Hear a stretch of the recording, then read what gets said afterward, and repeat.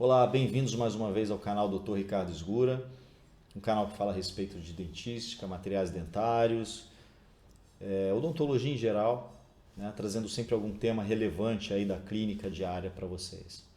Hoje eu gostaria de conversar com vocês a respeito da resina do tipo Flow. Quais são as indicações? Você faz uso no seu consultório? Vamos discutir um pouquinho a respeito delas?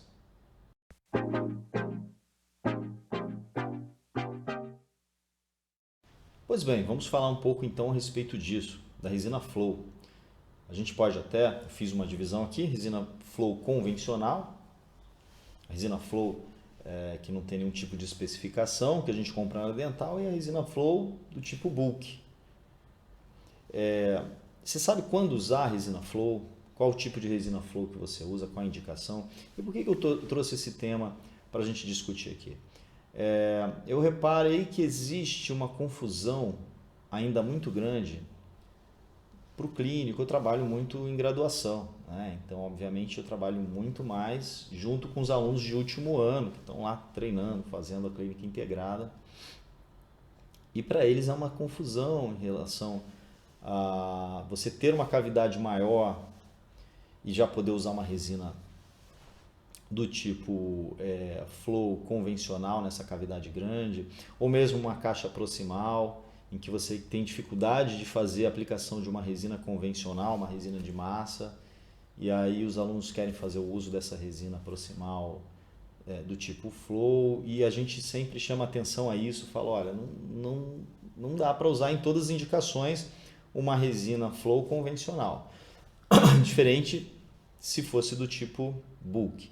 Então, para poder esclarecer isso, porque também é uma dúvida que eu imagino que exista para o clínico no dia a dia, que já está em consultório, é que eu preparei essa aulinha, né? Então a gente vai falar a respeito, novamente, mais uma vez, mais um programa sobre resina composta. E durante uma das aulas de resina composta, eu vou até deixar o link aqui para vocês. Quando a gente falou a respeito das resinas compostas, a gente falou da composição básica das resinas compostas, né? E qual é essa composição? Então, a gente tem uma matriz resinosa que compõe a nossa resina composta.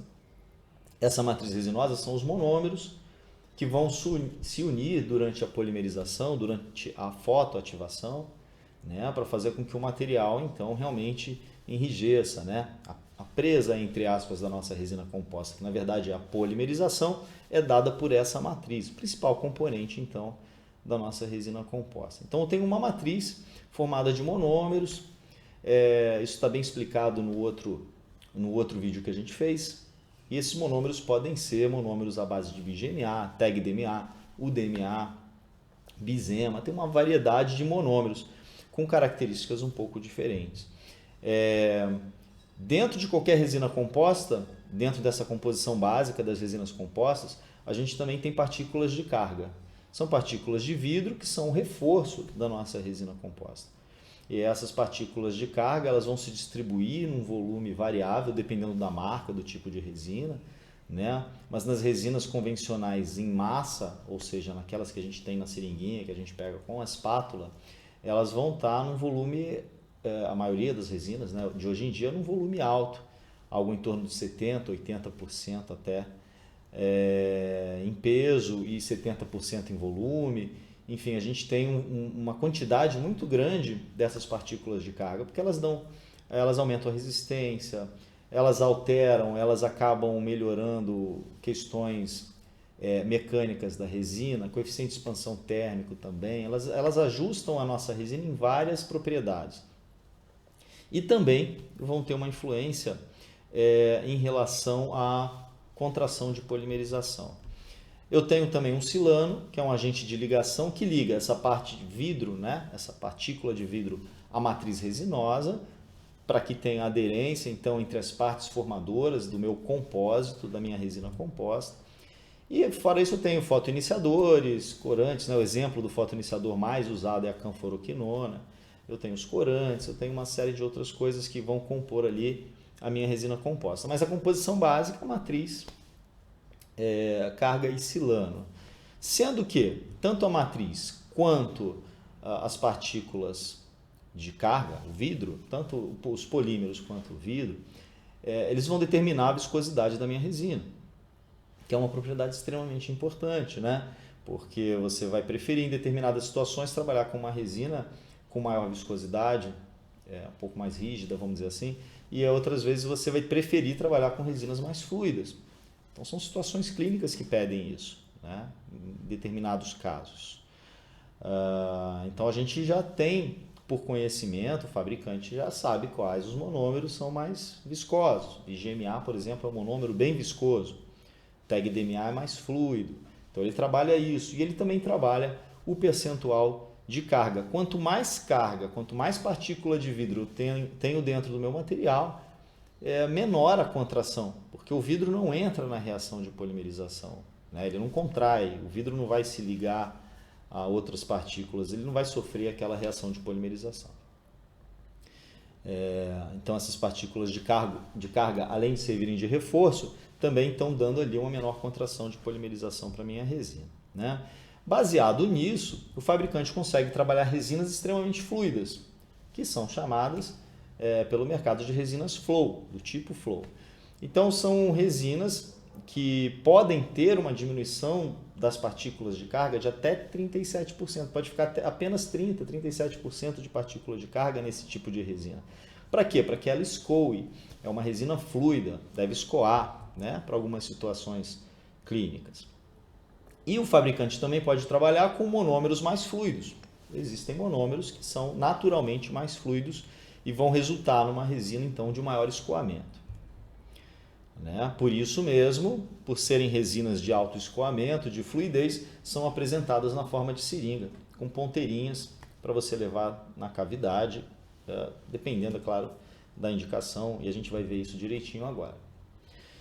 Existiu uma primeira geração de resina flow, e ainda existem algumas resinas flow dessa geração, que são resinas baseadas principalmente numa redução muito grande do volume de carga.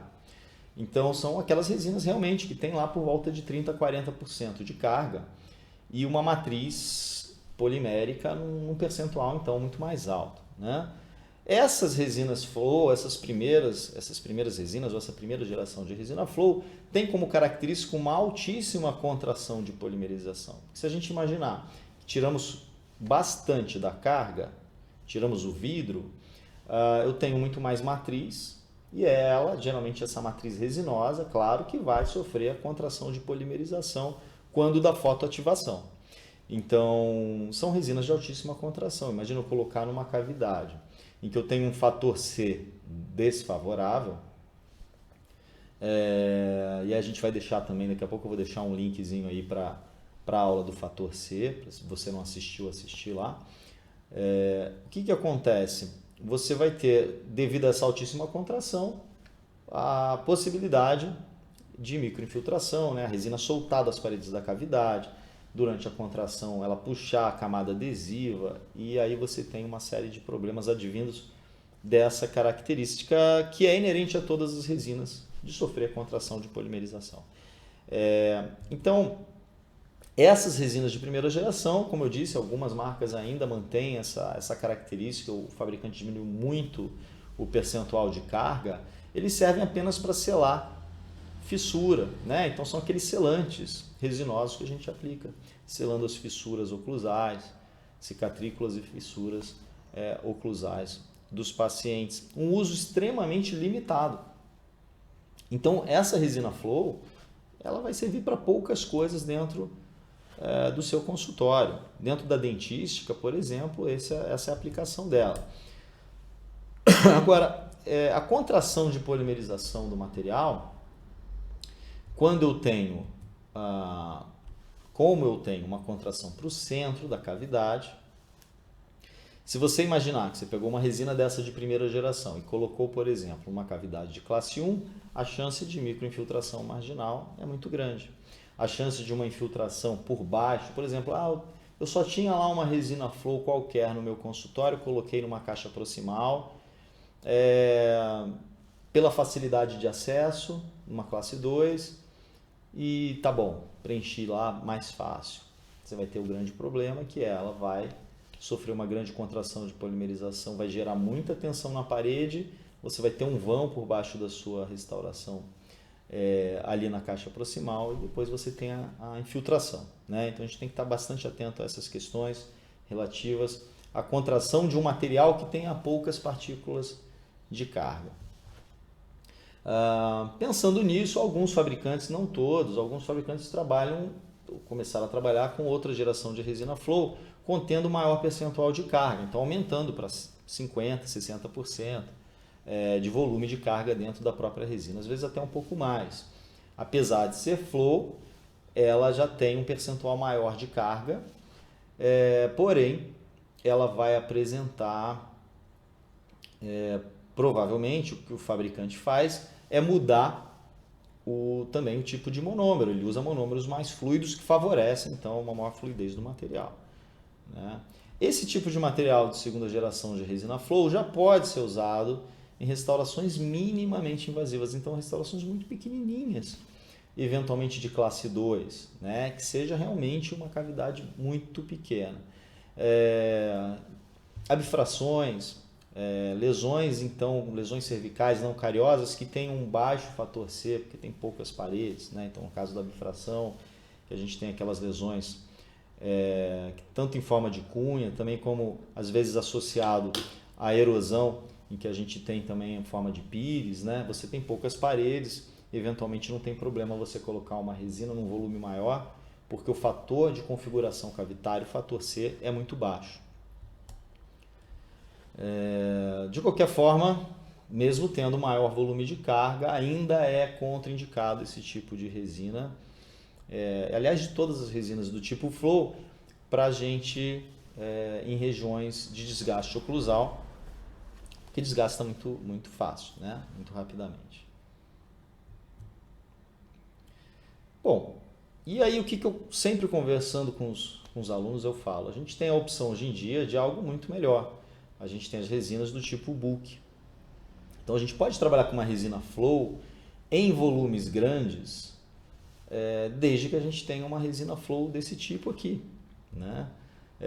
O que são as resinas bulk fill? Então, as resinas bulk fill, que eu considero, já trago isso há bastante tempo, eu considero uma revolução para quem trabalha muito com dentística, em termos de economia de tempo e tudo mais.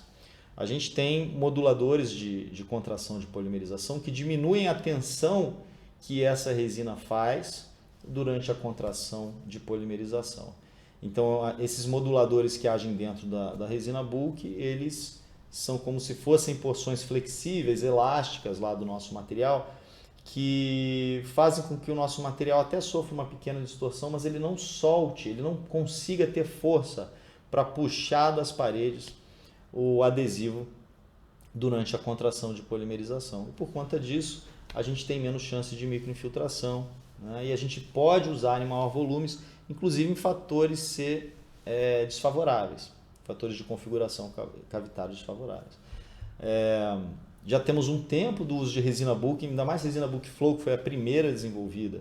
A gente tem um artigo bastante importante em relação a essas resinas de 2011, na Journal of Dentistry, que fala a respeito do desenvolvimento desse material.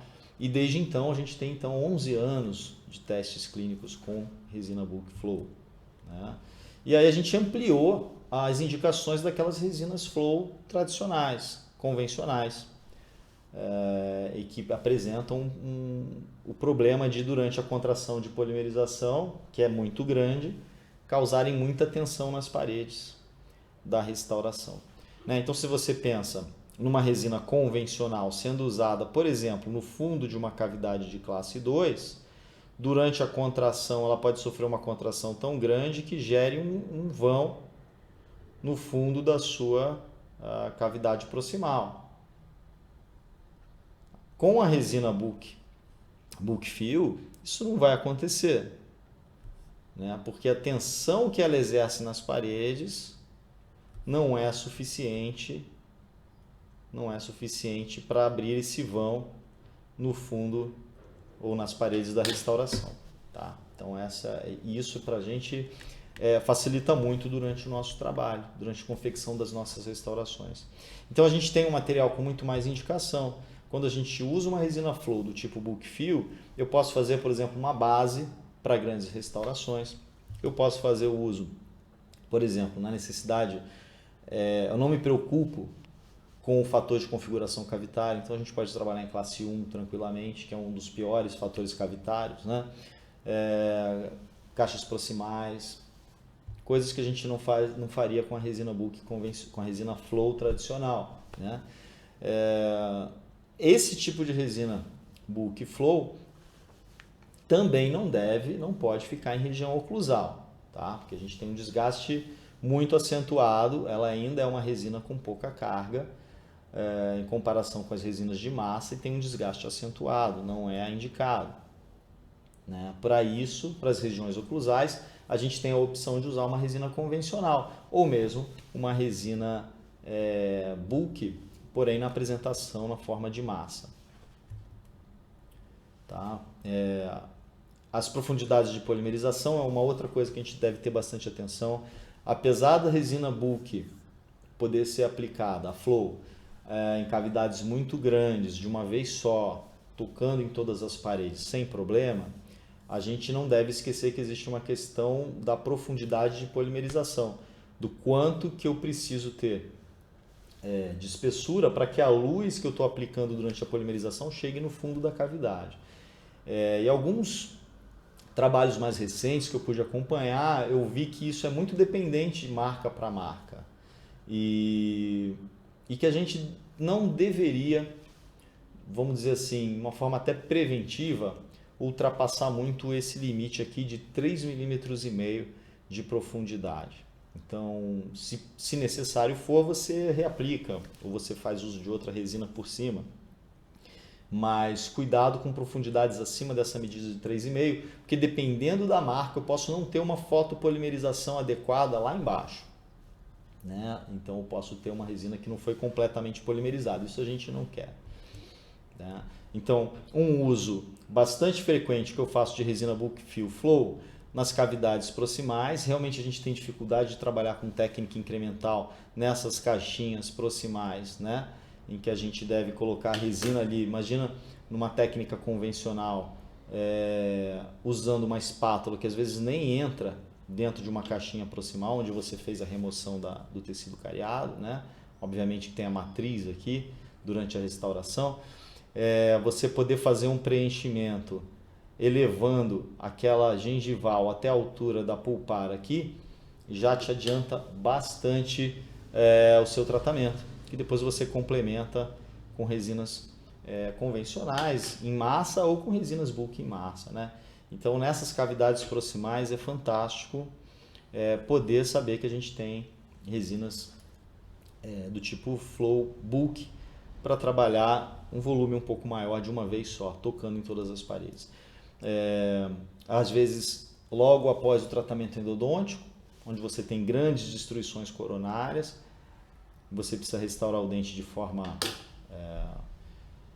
reconstruir um dente, ou mesmo cavidades de cárie normal, que sejam muito grandes em dentes posteriores, você poder fazer o preenchimento de toda uma base de resina te adianta demais, obviamente após o forramento, né, após a proteção, mas te adianta demais o tratamento com o uso dessas resinas flow, que todo mundo conhece, resina flow, mas do tipo bulk, que pode tocar em todas as paredes ao mesmo tempo e que a gente tem certeza de que não vai causar nenhum dano, não vai sofrer com a contração de polimerização, com a tensão exagerada nas paredes. Ok? Então fica aí essa diferenciação, quis trazer isso, essa diferença entre as resinas bulk flow e as resinas flow convencionais, para que vocês possam saber, conhecer essas indicações, e aí você consegue fazer uma escolha melhor nos seus casos clínicos no consultório. Tá?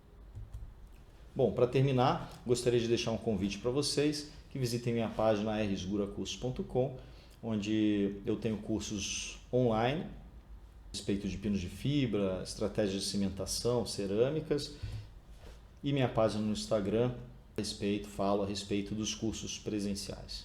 Muito obrigado, não deixe de curtir o vídeo e compartilhar com alguém que você saiba que tem interesse nesse assunto, tá legal? Até uma próxima.